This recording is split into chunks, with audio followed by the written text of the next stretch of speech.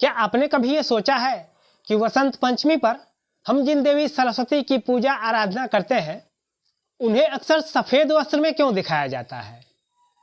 देवी के चार हाथ किस बात की ओर इशारा करते हैं?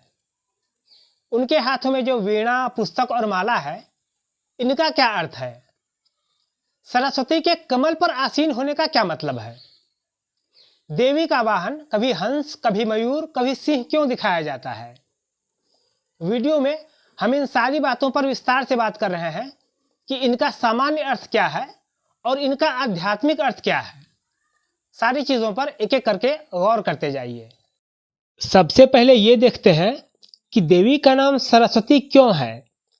सरस्वती शब्द का अर्थ होता है गतिमती, मतलब जिसमें गति हो, जो दूसरों को गति देती हो।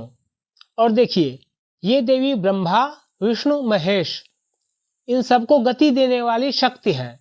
कई श्लोकों में ऐसा बताया गया है कि ब्रह्मा, विष्णु, महेश ये सभी सरस्वती की कृपा से ही अपना काम ठीक ठीक कर पाते हैं। देवी सरस्वती मनुष्यों की सभी तरह की जड़ता को हरने वाली है, मतलब उन्हें ज्ञान देकर सही रास्ते पर चलाती है। अब अगला सवाल, देवी सरस्वती का वर्ण यानी रंग गौर या उज्जवल क्यों है? इनके वस्त्र, आभूषण ये सब सफेद क्यों हैं? इसके दो अर्थ हैं, दोनों समझ लीजिए। इसका एक अर्थ तो ये है कि सरस्वती ज्ञान की देवी है, अज्ञान रूपी अंधकार का नाश करने वाली है। साथ ही सफेद रंग स्वच्छता, सात्विकता और अनासक्ति का प्रतीक है। इसी वजह से देवी के वस्त्र और आभूषण का रंग सफेद और उज्जवल है। इसका एक और गूढ़ आध्यात्मिक अर्थ है।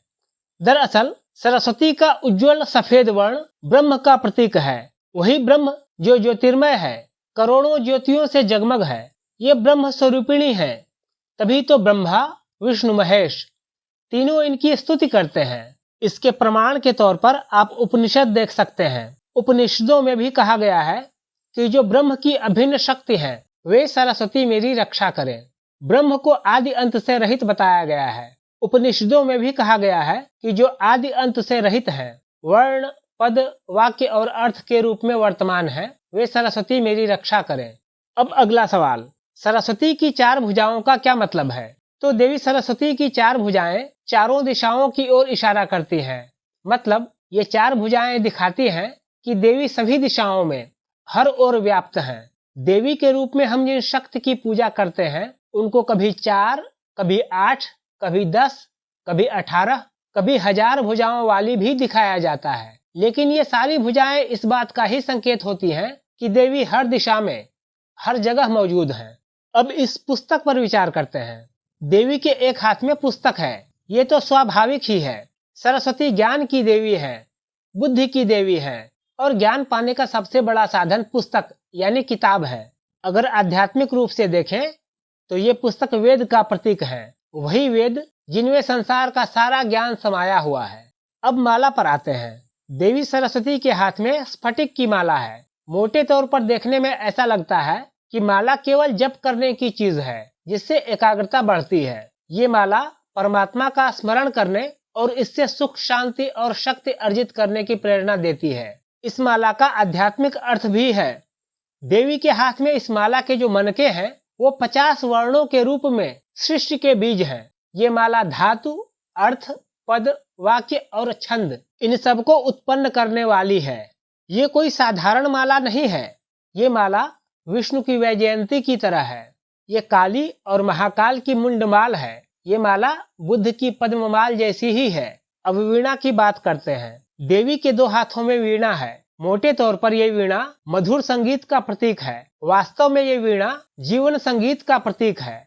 मतलब जीवन को मधुर संगीत जैसा कैसे बनाया जाए, वीणा यही बताती है। ये वीणा हर किसी को संतुलित और सुखमय जीवन जीने की कला सिखाती है। जिस तरह वीणा के तारों को उचित तालमेल के साथ झंकृत करने से मधुर संगीत बजता है, उसी तरह हर चीज में संयम और संतुलन रखने से जीवन मधुर बनता है, संसार स्वर्ग बन जाता है। अब देखिए कि सरस्वती के पद्मासन का क्या मतलब है। पद्मासन यानी कमल का आसन। सरस्वती कमल पर ज्ञान मुद्रा में बैठी है। ज्ञान मुद्रा यानी एक पैर समेटकर और दूसरा आसन के नीचे लटकाकर बैठी है। मोटे तौर पर कमल सौंदर्य का प्रतीक है, स्वच्छता का प्रतीक है और अनासक्ति का प्रतीक है। कमल कीचड़ में खिलता है पर कभी इससे लिप्त नहीं होता। कमल पर जब वर्षा की बूंदें पड़ती हैं तो वो तुरंत फिसल जाती हैं। ऐसा लगता है जैसे कमल ने वैराग्य हासिल कर लिया हो। इस लिहाज से देवी सरस्वती का ये आसन उनके लिए उपयुक्त ही है।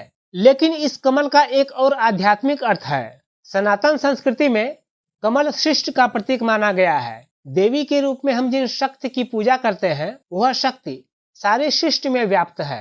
अब सरस्वती के वाहन पर बात करते हैं। इनका वाहन राजहंस है जिसका रंग सफेद है। ये राजहंस नीर क्षीर विवेक का प्रतीक है। माने वो राजहंस जो दूध और पानी में से दूध को ग्रहण कर लेता है और पानी को वैसे ही छोड़ देता है। ये सरस्वती के उपासकों के लिए संकेत है कि वे हर चीज के गुण दोष, अच्छाई बुराई पर विचार करें, उन्हें अच्छी तरह परख कर केवल गुण को ही ग्रहण करें, दोष को त्याग दें। आखिर ज्ञान पाने का असली मकसद भी तो यही है।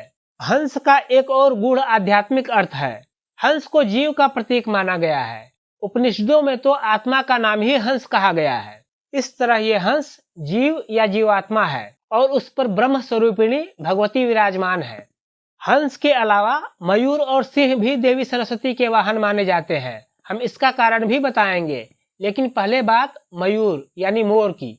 वैसे तो मयूर सौंदर्य, कलात्मकता और प्रसन्नता का प्रतीक माना जाता है, लेकिन ये मयूर मधुभाषी यानी मीठा बोलने की भी प्रेरणा देता है। मतलब देवी सरस्वती की कृपा पाने के लिए हमें मयूर की तरह मधुभाषी बनना चाहिए। हर किसी से विनीत स्वर में बात करना चाहिए।